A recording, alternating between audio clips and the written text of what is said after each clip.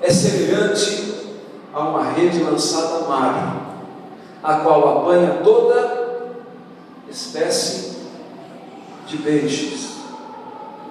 Estando ela cheia, puxam-na para a praia, e assentando-se, escolhem os bons para os cestos, e os ruins, porém, lançam-os fora. Assim será na consumação do século.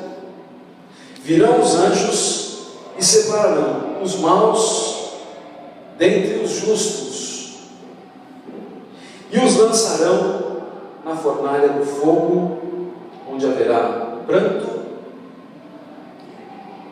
e ranger de dentes. Curva a sua cabeça junto comigo, vamos orar a Deus. Senhor, nós precisamos sobremaneira da Tua graça, da unção que vem do Teu Espírito, para que essas letras se tornem uma mensagem de transformação do nosso coração. Senhor, que Tu possas operar, encontrar ocasião para falar corações nesse lugar. Apesar da minha finitude, da minha limitação humana, de todas as minhas impossibilidades, o Teu amor é o supridor das nossas vidas. Eu sei que pessoas vieram aqui e antes de saírem de casa, oraram a Ti, dizendo: Senhor, fala comigo nessa noite. Então que a minha voz não seja mais uma voz humana, horizontal, mas o Teu Espírito possa dirigir essa mensagem para louvor e para a glória do Teu nome. Amém? Amém. Glória a Deus. Vou fazer uma pergunta não muito comum para vocês, mas não sei se alguém já pescou em vez de varinha com rede aqui. Alguém já pescou com rede aqui? Marcelo, poucas pessoas. E aí realmente o que retrata é o que nós lemos aqui. Olha, quando você está puxando e está dentro da água, você não sabe o que está vindo ali. Se é sola de sapato, se é âncora, o que está vindo ali, se é sujeira, está vindo alguma coisa. Mas a hora que a rede submerge, né, que você começa a tomar contato com aquilo que está vendo, aí você vai ver se está vindo salmão, se está vindo garopa, se está vindo peixe, se está vindo sardinha, zagaço, coisa ali. E aí, normalmente, se os peixes são maiores ou são menores, você vai fazer uma seleção ali daquilo que é interessante, aquilo que é aproveitável e daquilo que não tem proveito nenhum, você vai lançar fora, jogar para o mar de novo, para o rio. É mais ou menos esse o contexto que nós vamos conversar pelo Espírito Santo nessa noite. Eu queria, nessa abertura da palavra, te deixar já uma lição de casa. Comunidade, igreja também passa a lição. Para que você leia depois todo o Mateus 13, porque são uma sequência de parábolas muito ricas, que vão iniciar falando de um contexto agrícola, vou falar de semente, que é início, e termina falando em rede, que não trata mais de início, mas vai falar do fim. Então, se a gente for fazer um resumão bem rapidinho do capítulo 13, nós vamos ver a parábola do semeador, muito conhecida. Essa parábola ela é interessante porque ela fala de uma semente para 4 diferentes tipos de solo ou de terreno. Se você for ver em casa e recapitular essa parábola, você vai ver que ali era um terreno pedregoso, arenoso, terreno difícil, onde a semente ali, a terra é mais dura, ela não consegue penetrar muito a fundo. Ela vai falar de um lugar espinhoso, onde sufoca. Então, quando a semente começa a brotar, tem um monte de empecilho, um monte de dificuldade. Ela vai falar de uma situação da semente ser lançada à beira do caminho, ou à margem, ou fora do caminho. E aí a gente pode fazer muitas transposições, por que está fora, por que está dentro. E ela vai falar de uma terra boa. E essa terra boa, ela chama mais atenção porque a semente não só germina, inicia bem, como ela também frutifica, cresce, se torna uma árvore. Então, a semente boa começa bem e termina bem. Aí nós vamos caminhando no Mateus 13, a gente vai ver a parábola do joio e do trigo, vai falar de sementes também, de início. Só que, diferentemente da primeira parábola, ela vai falar de duas sementes, não uma, para um mesmo solo, para um solo só. A semente do joio e a semente dentro de um só solo, que é o interior do homem. E que são lançadas uma pela mão de um homem e a outra pela mão do inimigo. E ali, quando as duas começam a crescer, são semelhantes, e aí não dá mais muito para tirar, porque vai comprometer o crescimento do trigo, não dá para mexer com o joio. Isso é deixado para que seja feita a separação apenas na colheita ou na ceifa. E também nós vamos ver a parábola do grão de semente, da semente do grão de mostarda, que de muito pequenininha se transformou na maior das árvores, maior das hortaliças, onde os pássaros encontravam sombra. Muito lindo, simbologia linda. Mas hoje nós não viemos falar de início, ou o nosso foco principal não é falarmos do início de semente. Como a gente leu aqui no texto que vai ser tratado, nós vamos falar de uma separação final, de uma grande pesca, da qual eu e você fazemos parte. Então amanhã, quando você for pentear o cabelo de manhã, você for fazer a barba, ou se as mulheres foram dar uma retocada, se você dá uma piscada e ver uma grande peixe, uma grande sereia, mais ou menos você vai lembrar a palavra de hoje, porque nós somos tratados também como peixes.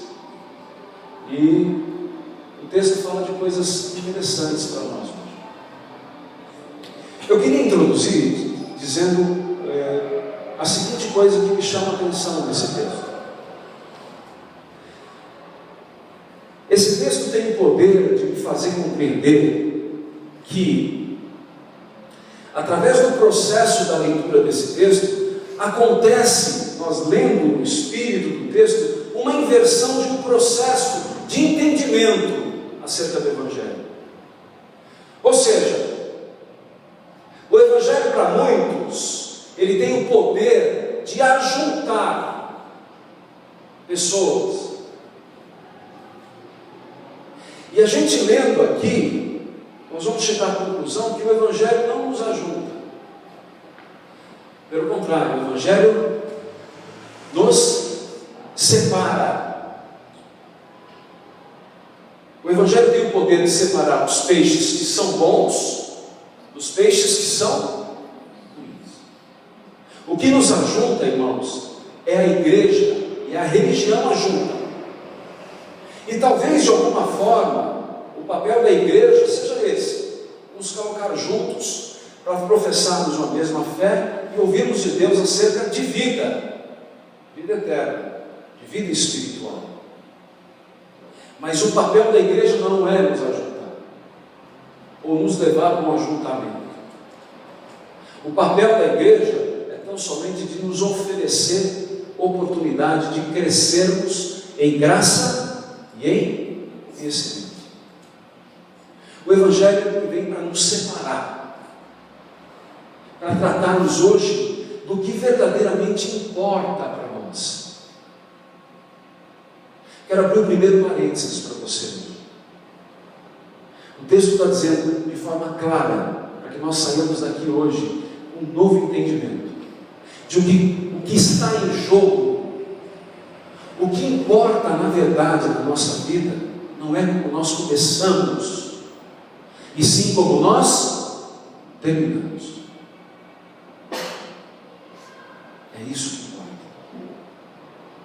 E Jesus está dizendo isso nessa parábola, nas entrelinhas, para fazer com que cada vez mais nós nos preocupemos com as nossas verdadeiras motivações, o que faz com que na verdade nós estejamos aqui juntos, o que na verdade nós vamos fazer com os nossos anos de vida, o nosso tempo aqui. Se nós na verdade vamos nos enfiar em alguma correnteza qualquer e deixarmos nos levar por ela, até que a rede do processo de conclusão do tempo nos tire do mar da inconsciência e nos deixe presos na rede do tempo, nós ficamos retidos e não participemos do salto evolutivo da humanidade, a nova geração dos filhos de Deus. Ficamos pelo caminho, só nos molhamos na vida, comemos algumas iscas aí, engordamos um bocadinho, conhecemos uma peixe fêmea, um peixe macho, participamos de algumas ovas ali, de umas crias, nadamos em corredeiras mais frias, mais quentes, e chegamos no fim da nossa história como sargaço, peixes dignos de uma separação para não uso, para não alimentação do Criador. Isso não me serve. É como se nós pudéssemos imaginar a grande pesca do tempo, do fim dos tempos, estes anjos que são citados aqui, começarem a separar peixes egoístas, peixes que são desagregadores, peixes que são dissimulados, peixes que são mentirosos, peixes que são fingidos, peixes que não têm parte com nada, peixes que são desinteressados pelas coisas de Deus, peixes que são negligentes, uma série de sorte de peixes, que segundo o texto, tornarão a grande maioria, se tornarão a grande maioria. Isso me assusta sob o ponto de vista de que nós não tenhamos isso no nosso dia a dia muito claro, que nós não tenhamos o Evangelho como algo que realmente me coloque de frente com essa realidade, com essa certeza espiritual, que se eu realmente chegar no fim do curso da minha existência, e não for um peixe graúdo, peixe simpático diante de Deus, peixe bonitão, eu vou ficar. Eu desperdicei o tempo. Ou como o texto diz, eu vou ser descartado. É isso que eu quero chamar, ou trazer viva a luz no teu coração, do que de fato importa em relação à nossa vida espiritual. O que nós queremos, no final das contas? Compreendendo que o que importa mais é o fim do que o começo. Segunda coisa importante, o Evangelho tem a incrível, além da questão de separar, ele tem a incrível, ou talvez um dos mais belos atributos do Evangelho, é a possibilidade de viver novos começos. Eu, particularmente, pessoalmente, acredito muito em novos começos. Eu acredito, além disso, na ressurreição, não só espiritual, a ressurreição tratada nesse texto. Eu acredito na ressurreição ainda no nosso tempo, na nossa vida. Eu acredito no tempo, na ressurreição de um casamento que aparentemente está morto e pode ressurgir. Eu acredito na ressurreição de uma vida espiritual que aparentemente está no sono da morte e pode renascer. Eu acredito numa vida financeira ou profissional destruída que pode ser restaurada. Eu acredito pelo poder da fé na ressurreição de uma vida ministerial que também está morta. Eu acredito na ressurreição. Acredito mesmo. com a certeza de que eu estou vivo hoje. Eu acredito. Eu acredito que necessariamente isso passa pelo meu estado de consciência, de querer viver o novo de Deus, de olhar para mim hoje e poder bater um retrato. Quem é do tempo do retrato aqui? Bater um retrato da minha vida espiritual e ter assim a autocrítica ou a humildade de reconhecer, desse jeito eu vou ser escapado. Eu preciso organizar ou reorganizar minha vida. Eu preciso despertar para outras tantas coisas.